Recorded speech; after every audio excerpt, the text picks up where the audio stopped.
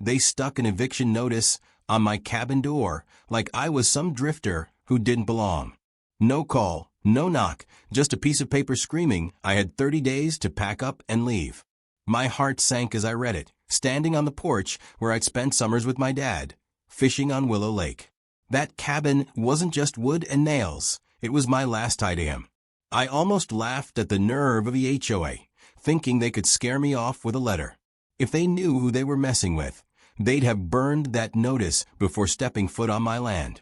Want more HOA horror stories like this? Subscribe to the channel to catch every twist. I crumpled the paper and stared out at the lake, its calm ripples hiding the storm brewing inside me. The Silverwood Homeowners Association thought they could bully me out, but they had no idea I held the deed to the lake, the dock, and the very lot their fancy clubhouse stood on. My name's Jake Miller, a 32-year-old mechanic from Portland. I inherited the cabin from my dad, Tom Miller, who passed 6 months ago. He was a quiet man, tough as the oak trees around Willow Lake, and he taught me to stand my ground. "Jake, this land's ours," he'd say, pointing to the water. "Never let anyone take what's yours." I didn't plan to live here full-time, but after Dad's death, I needed a break from the city. The cabin was small, a 2-room setup with a creaky porch and a stone fireplace, nothing like the shiny mansions the Silverwood HOA loved. I moved in a week before that notice, hauling boxes in my old pickup. Neighbors stared, their eyes judging my truck's rust against their sleek cars. I ignored them, focused on settling in. That's when Karen Davis, the HOA president, strutted up, her smile as fake as her tan. "You must be Tom's son," Karen said, her voice dripping with pity. "I'm so sorry about your loss. I'm Karen, head of Silverwood HOA. We have standards here, to keep property values up." She eyed my cabin like it was a stain on her perfect community. "You'll need to fix this place up. The siding's outdated, and that truck can't stay in the driveway." I nodded, keeping my cool, but her words stung. "Dad kept this cabin spotless, every plank polished with care." "It's fine as it is," I said. "Dad loved it this way." Karen's smile tightened. "We'll send you the community guidelines. Follow them, or there'll be consequences." She walked off, already typing on her phone, probably snapping pictures of my unacceptable property. That night, I found a folder in Dad's old desk, stuffed with yellow papers, deeds, surveys, letters from the HOA. My hands shook as I read. Dad didn't just own the cabin. He owned 70% of Willow Lake, the entire East Shore, including the community dock, and the land under the HOA's precious clubhouse. Back in the 80s, during a drought, he'd bought the exposed lakebed, a move no one challenged. The HOA had been trying to push him out for years, sending fines and threats, but Dad never budged. Now they were coming for me, not knowing I held the same cards. I smiled, thinking of Dad's voice. "Know your land, Jake." They'd learn soon enough. The next morning, I met Lisa Carter, my neighbor, a nurse with kind eyes and a warm laugh. "Don't let Karen get to you," she said, handing me a coffee as I fixed a loose porch rail. "She's been running this place like her personal kingdom since she moved in 3 years ago." Lisa told me Karen and her husband, Greg Davis, a real estate developer, had big plans for a luxury resort on the hill above the lake. My cabin, with its rustic eyesore vibe, didn't fit their vision. "Your dad stood up to them," Lisa said. "They hated him for it." I thanked her, my mind racing. Karen's eviction notice wasn't just about rules. It was personal. They wanted my land for their resort. By noon, another notice arrived, this one demanding $10,000 in aesthetic upgrades within 30 days. I laughed, but my gut twisted. The HOA was playing dirty, and I wasn't sure how far they'd go. I called Sarah Brooks, a lawyer friend from Portland, and sent her scans of Dad's documents. "Jake, this is huge," she said over the phone. "You own more than they think. Don't tell them yet. We need county records to back this up." I agreed, but the stakes felt heavier now. That evening, I caught Greg Davis walking my property line, snapping photos. When I stepped out, he smirked. "Better fix this dump, kid, or we'll do it for you and bill you." I clenched my fists but stayed calm. This was war, and I wasn't backing down. I woke up to the sound of hammering outside my cabin. My stomach dropped as I peered through the window and saw a crew planting a row of ugly shrubs along my property line. A work order from the Silverwood HOA was taped to a shovel, claiming it was community beautification. I stormed outside, my dad's voice echoing in my head. Never let them touch your land, Jake. The foreman shrugged when I demanded they stop. HOA orders, buddy. Take it up with them. I called Sarah, my lawyer, who told me to take pictures and send them to her. This is trespassing, Jake, she said. They're testing you. Don't react yet. I gritted my teeth, watching them dig up my dad's wildflower garden. It felt like they were ripping out pieces of him. Later that day, a new notice arrived, fining me $300 for obstructing HOA maintenance. I laughed bitterly, tossing it onto the growing pile. Karen and Greg were turning up the heat, but they didn't know I was already planning my move. I drove to the county office to pull records, clutching Dad's old deeds. The clerk, an older woman named Betty, recognized my last name. "You're Tom Miller's boy, aren't you?" she said, her eyes soft. "Your dad was a good man. Fought hard to keep that lake wild." She handed me certified copies of a lake bed purchase from 1983, confirming I owned 70% of Willow Lake, the East Shore, and the clubhouse lot. My hands shook as I realized the power I held. Betty leaned in, whispering, "Watch out for Greg Davis. He's been sniffing around these records for years." Back at the cabin, Lisa stopped by with a worried look. "Jake, they're planning something big," she said. I overheard Karen at the market talking about a new dock expansion for their resort buyers. "They need your land to make it work." My jaw tightened. The dock was mine, and they were trying to steal it. I showed Lisa the county records, and her eyes widened. "You could shut them down," she said. "But be careful. Greg's got connections, politicians, even the sheriff." That night, I found a small camera hidden in the trees, pointed at my cabin. My blood ran cold. They were watching me, waiting for me to slip up. I left it there, not wanting to tip my hand, but I called Sarah. "This is harassment," she said. "Document everything. We're building a case." The next morning, I went to the HOA meeting at the Silverwood Clubhouse, a fancy building with glass walls overlooking my lake. Karen stood at the front, her smile sharp as a knife.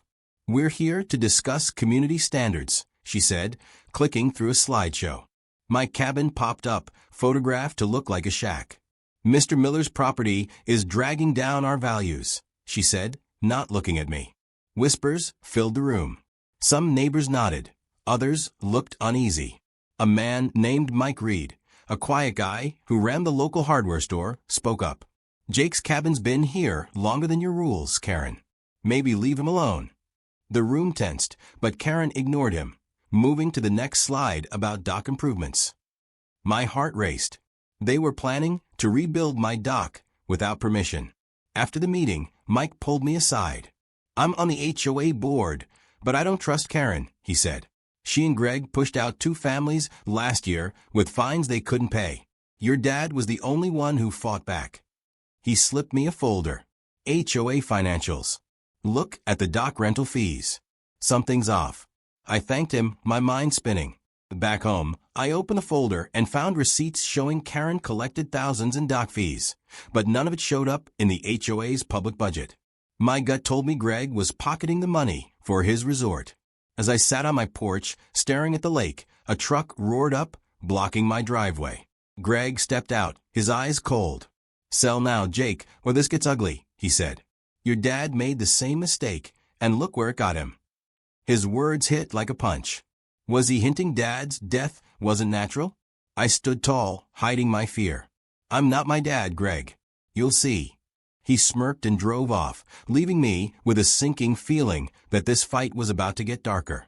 Greg's words about my dad lingered like a bad smell. I couldn't shake the idea that he knew something about Dad's death. My dad was healthy, hiking the trails around Willow Lake just weeks before his heart attack. The thought twisted my gut, but I pushed it down and focused on the fight. I sat at Dad's desk, flipping through the HOA financials Mike gave me. The dock rental fees didn't add up, $20,000 collected last year, but only $2,000 reported. Karen and Greg were stealing, and I bet it funded their resort dreams. I snapped photos of the papers and sent them to Sarah. "This is fraud," she texted back. "We need more proof, but this could sink them." I nodded at my phone, knowing I had to play this smart. The next day, I walked to the dock, my dock, and saw workers unloading concrete blocks for the expansion Karen mentioned. A guy in a hard hat spotted me and waved me off. "Private project, buddy. HOA business." I clenched my jaw. "This is my dock," I said. He laughed, pointing to a sign, "Silverwood HOA property." My blood boiled, but I walked away, calling Sarah. She told me to check the county permits. At the office, Betty helped me again, pulling records that showed no permit for the dock work. "They're building illegally," she whispered. "Your dad caught them doing this once before." Her words hit hard. Dad had fought this same battle, and now it was mine. Back home, Lisa knocked on my door, her face pale. "Jake, someone broke into my shed last night," she said. "They took my water testing kit." I frowned. Lisa had been checking the lake for pollution, suspecting Greg's construction runoff was dirtying the water. "They're covering their tracks," I said. She nodded, scared but angry. I kept backups of my data. The lakes got chemicals from their site, illegal levels. I felt a spark of hope. This was another weapon against Karen and Greg. "Send me the data," I said. "We're hitting them where it hurts." Lisa smiled, but her eyes darted to the trees, where we both spotted another camera, this one newer, aimed at my cabin. That night, I heard footsteps outside. My heart raced as I grabbed a flashlight and crept to the window. A shadow moved near my truck, then a loud crash, glass breaking. I ran out and found my windshield smashed, a brick on the seat with a note, "Leave or lose more." My hands shook, but I called Mike instead of the sheriff, knowing Greg had him in his pocket. Mike came over, his face grim. "This is how they got the Petersons to sell," he said. "They'll keep pushing, Jake." I showed him the note, and he sighed. "I found something else. Greg's been bribing a county official to ignore their illegal bills. I've got emails, but I'm scared to share them." I looked him in the eye. "Mike, we're in this together. Send them to me." He nodded, promising to email them by morning. The next day, I met Emma Larson, a retired teacher who'd known Dad for years. She stopped by with a box of his old journals. "Tom wanted you to have these," she said, her voice soft. "He knew the HOA would come for you." I thanked her, my throat tight, and read the journals that night. Dad wrote about Karen's early threats, how she tried to buy the lake bed for pennies, and how he refused. One entry stopped me cold. "If anything happens to me, Jake, check the lake bed deed. It's your power." My eyes stung. Was Dad warning me? I called Sarah, who was already digging into Greg's bribes. "Jake, we've got enough for a county hearing," she said. "But we need one more piece, proof Greg's linked to the pollution." As I hung up, I heard tires screech outside. A black SUV sped off, and my porch light was smashed. The HOA wasn't just watching now, they were closing in. The broken porch light left my cabin in shadows, and I couldn't sleep. Every creak made me jump, thinking the HOA was back. Greg's SUV speeding off felt like a warning, but Dad's journal gave me strength. "Hold the D tight, Jake," he wrote. "It's your shield." I clutched the lake bed deed, knowing it was my biggest weapon. By morning, Mike's email arrived with the bribery proof, messages between Greg and a county official named Carl Hayes, promising cash to overlook illegal bills. My hands shook as I forwarded them to Sarah. "This is dynamite," she said over the phone. "We're almost ready for the hearing, but we need Lisa's pollution data to tie Greg to the lake damage." I agreed, but worry gnawed at me. The HOA was getting bolder, and I wasn't sure what they'd do next. I met Lisa at her place to grab her backup water tests. Her hands trembled as she handed me a USB drive. "Jake, they slashed my tires last night," she whispered. I saw that same black SUV. My stomach twisted. They were targeting anyone helping me. "Stay safe, Lisa," I said. "I'll take it from here." Back home, I checked the USB and found charts showing toxic runoff from Greg's resort site, chemicals banned years ago. This wasn't just about my cabin anymore. They were poisoning Willow Lake. I sent the data to Sarah, who gasped. "This could shut down their entire project," she said. Get ready for the hearing next week. We'll hit them hard. That afternoon, I noticed a crowd at the dock. Karen stood there, clipboard in hand, talking to a group of neighbors. We're upgrading this dock for everyone, she said loudly, glancing at me. Some people don't appreciate progress. A few neighbors clapped, but others, like Emma, looked uneasy. I stepped forward, my voice steady. That's my dock, Karen. You've got no permit. Her smile froze, and the crowd murmured. Don't spread lies, Jake, she snapped. This is HOA property. I held up the deed copy, not saying a word. Gasps rippled through the neighbors. Karen's face turned red, but she stormed off, Greg trailing her. I caught Emma's eye, and she nodded proud. Your dad would have done the same, she said later. That night, I found a new notice nailed to my door. $5,000 for defamation at the dock. I tore it down, anger boiling. They were desperate now, and it showed. I called Mike, who sounded nervous. Jake, they're planning a vote to seize your cabin for community use, he said. They're saying it's abandoned. My heart sank. The cabin wasn't just mine, it was Dad's legacy. I drove to the county office again, where Betty slipped me a tip. Check the clubhouse foundation records, she said. Your dad found cracks years ago. They never fixed them. I dug through the files and found a 1990 report showing the clubhouse was built on unstable soil, my soil. If it collapsed, the HOA would be ruined. Another twist in my favor. As I left the office, I saw Carl Hayes, the county official from Greg's emails, talking to Greg in the parking lot. They didn't see me, but I overheard Carl say, "Fix this, Greg, or I'm out." Greg nodded, his face hard. "Miller's done," he said. My pulse raced. Were they planning something worse than vandalism? I drove home, checking my rearview mirror, feeling eyes everywhere. At the cabin, I found my front door ajar. My heart stopped. Someone had been inside. Papers from Dad's desk were scattered, and his journal was gone. I called Sarah, my voice shaking. "They're stealing evidence," I said. "We need that hearing now." She agreed, setting it for 3 days away. As I hung up, a rock crashed through my window, glass spraying. No note this time, just a message. They weren't stopping. I stood in the dark, gripping the deed, ready to fight for Dad's land and my home. Glass crunched under my boots as I swept up the mess from the rock thrown through my window. My hands shook, not from fear, but from rage. The HOA thought they could scare me off Dad's land, but they didn't know me. I taped cardboard over the broken window, my mind racing. The missing journal was a blow. Dad's words were my guide, but I still had the deed and Lisa's pollution data. Sarah called, her voice urgent. "Jake, the hearing's in 3 days. We've got the bribery emails, the legal dock plans, and the lake pollution. But we need to link Greg to the vandalism." I nodded, staring at the lake. "I'll find something," I said, though I wasn't sure how. The next morning, I walked the east shore, my shore, looking for clues. I spotted tire tracks near the dock, matching the black SUV I'd seen before. My gut told me it was Greg's. I took pictures and sent them to Sarah. Then I noticed something odd. Fresh dirt piled near the dock, like someone had been digging. I grabbed a shovel from my truck and started poking around. Under the soil, I found a buried bag with Lisa's stolen water testing kit and a phone. My heart raced.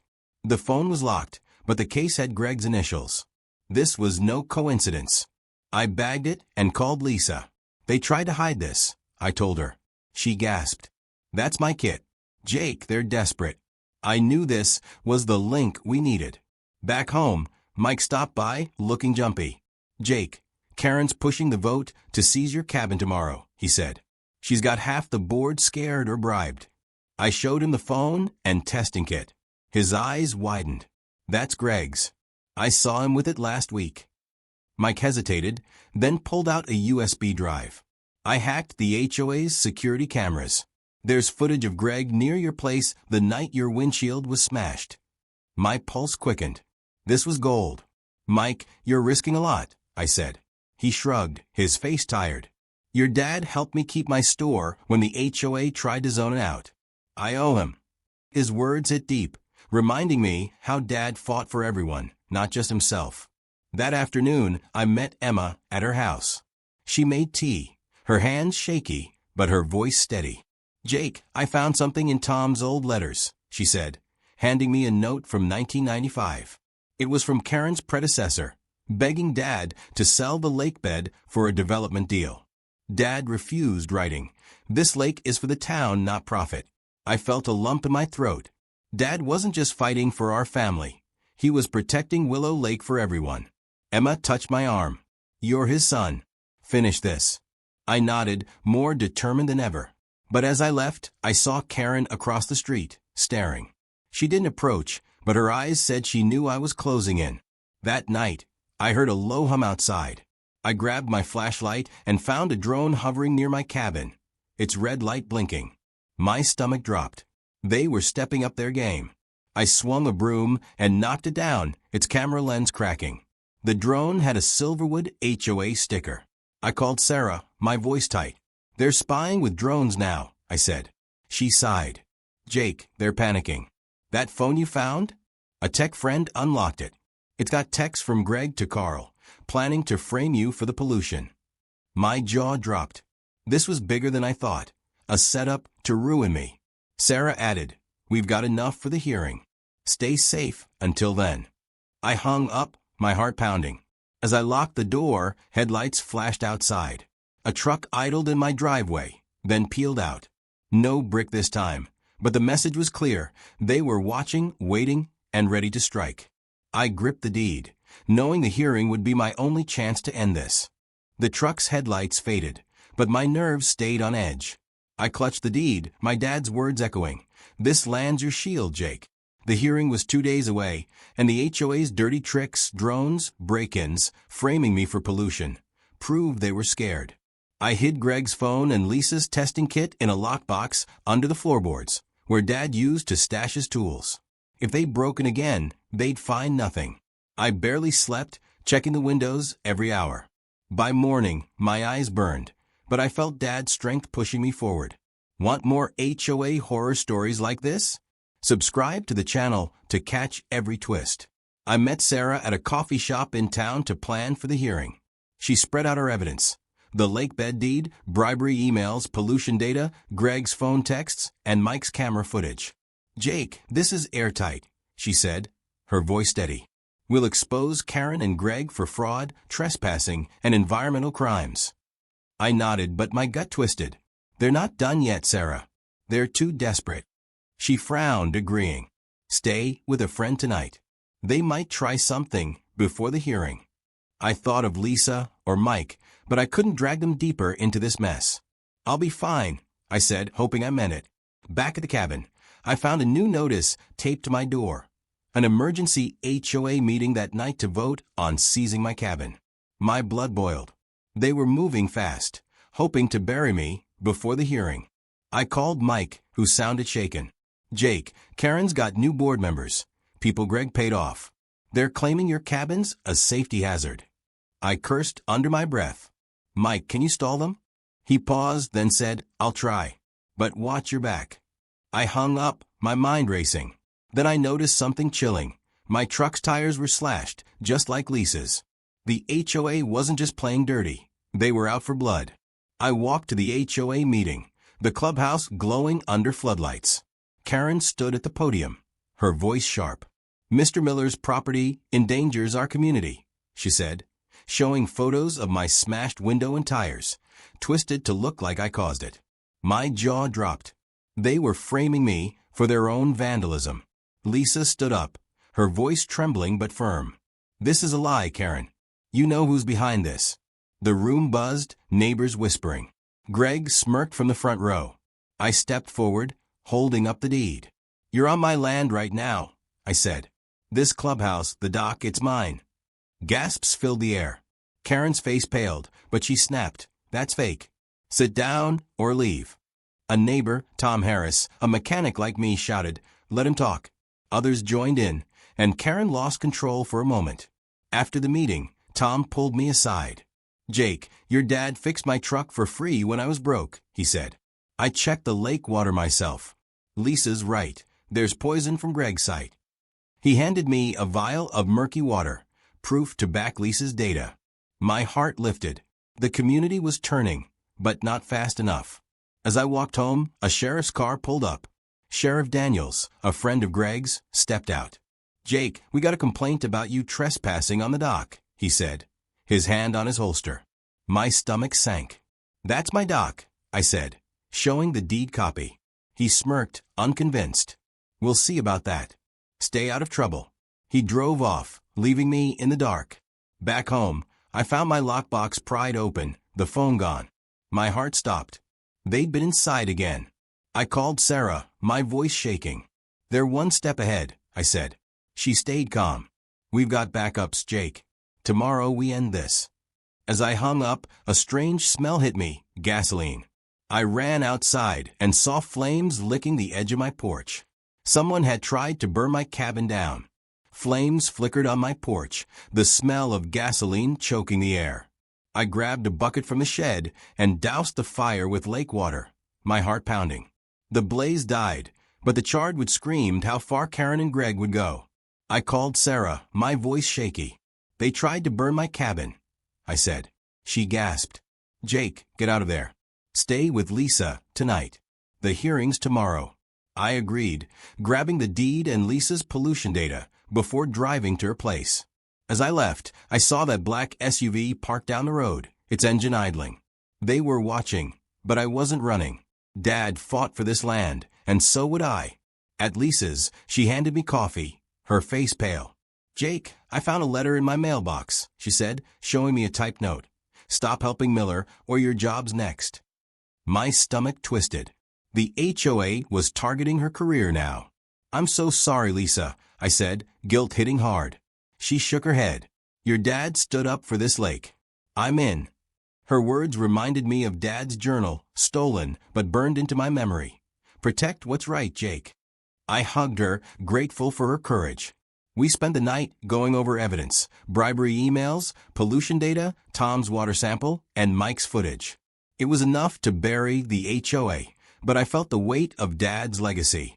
This wasn't just about me, it was about the whole town.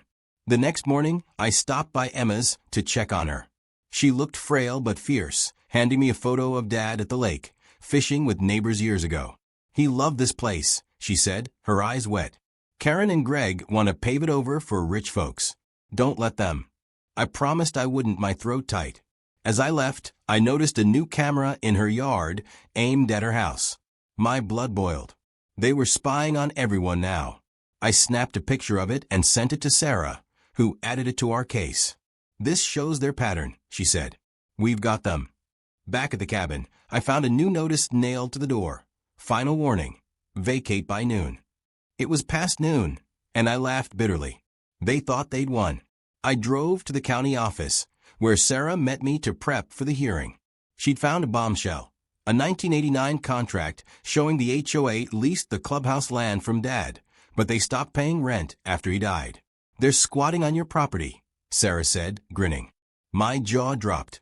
Another twist in our favor. But as we talked, Sheriff Daniels pulled up, his face grim. "Jake, we're investigating you for arson," he said. "Witnesses saw you near your porch last night." My heart stopped. They were framing me for their own fire. Sarah stepped in. "We've got proof Greg was there," she said, showing the SUV tire tracks. Daniels frowned, but backed off. "See you at the hearing," he muttered. That afternoon, Mike called, his voice low. "Jake, I overheard Karen and Greg at the clubhouse. They're planning to destroy the dock tonight to pin it on you." My pulse raced. If they ruined my dock, they'd claim I sabotaged their project. I grabbed Tom, who knew the dock's wiring from repair jobs. We hid near the lake, watching as Greg and a worker crept out with tools. Tom whispered, "They're cutting the supports." I recorded it on my phone, my hand steady despite my fear. When Greg saw us, he froze, then ran. "You're done, Miller," he yelled. I smiled, knowing we had him on video. Back home, I found my front door painted with the word out. The HOA was desperate, but so was I. The hearing was hours away, and I felt Dad's strength in me. This was our last stand. The morning of the county hearing, my cabin felt like a fortress under siege. The word out still scarred my door, but I stood tall, clutching Dad's deed and our evidence. My hand shook, not from fear, but from the weight of what Dad fought for. Willow Lake, our home, this town. Sarah met me at the county building, her briefcase stuffed with proof. The lake bed deed, bribery emails, pollution data, Mike's footage, Tom's water sample, and my video of Greg sabotaging the dock. "Jake, we've got them," she said, her eyes fierce. "Let's end this." I nodded, picturing Dad's smile. Want more HOA horror stories like this? Subscribe to the channel to catch every twist. The hearing room buzzed with neighbors, some glaring, others nodding my way. Karen and Greg sat up front, smug as ever, with Sheriff Daniels nearby. The county judge, Ms. Clara Evans, called order. Sarah went first, laying out our case. She showed the 1983 deed, proving I owned 70% of Willow Lake, the East Shore, dock, and clubhouse lot. Gasps filled the room. Karen's face went white, but she whispered to Greg, who smirked. Sarah kept going, presenting the 1989 lease they'd violated, the bribery emails with Carl Hayes, and Lisa's pollution data, showing Greg's resort poisoned the lake. Neighbors murmured, shocked. "This is fraud and environmental crime," Sarah said, her voice steady. "The HOA's been stealing from Jake Miller and this community." Karen stood, her voice sharp. "These are lies. That deed's fake, and Jake's the one dumping chemicals." My heart raced. They were sticking to their frame-up. But Sarah played Mike's footage, showing Greg near my cabin the night my windshield was smashed. Then she showed my video of Greg cutting the dock supports. The room erupted. Greg shouted, "That's edited," but Judge Evans silenced him. "I've seen enough," she said, her eyes hard. "Mr. Miller, any statement?" I stood, my voice steady despite my nerves. "My dad fought for this lake because it's not just land. It's our home, our memories. Karen and Greg tried to steal it, but they forgot one thing. This town stands together." Lisa, Mike, Tom, and Emma clapped, and others joined in. Karen's smug mask cracked. Then came the final twist. Sarah revealed a bombshell. A 1990 county survey showing the clubhouse's unstable foundation, built on my land without proper permits. "If it collapses, the HOA's liable," Sarah said. They hid this to push their resort. Neighbors gasped, some yelling at Karen. Judge Evans banged her gavel. "The deed is valid. Mr. Miller owns the lake, dock, and clubhouse lot. The HOA's lease is terminated, and I'm ordering an investigation into their fraud and pollution." Greg bolted for the door, but Daniel stopped him, no longer his ally. Karen sat frozen, her empire crumbling. The room cheered, and Lisa hugged me, tears in her eyes. "Your dad would be proud," she whispered. Outside, neighbors swarmed me, apologizing, thanking me. Tom shook my hand. "You saved the lake, Jake." Emma gave me Dad's old fishing hat, her smile warm. "Tom wore this every summer," she said. My throat tightened. I'd kept his legacy alive. That night, I sat on my porch, the lake sparkling under the moon. The HOA was dissolved, Karen and Greg faced charges, and the town planned to clean the lake. I felt Dad's presence, his voice clear. "You did good, Jake." The fight was over, but the lesson stuck. Stand up for what's yours, and fight for what's right, because no one can take your home if you hold your ground. The community came together, stronger, vowing to protect Willow Lake for everyone, not just the rich.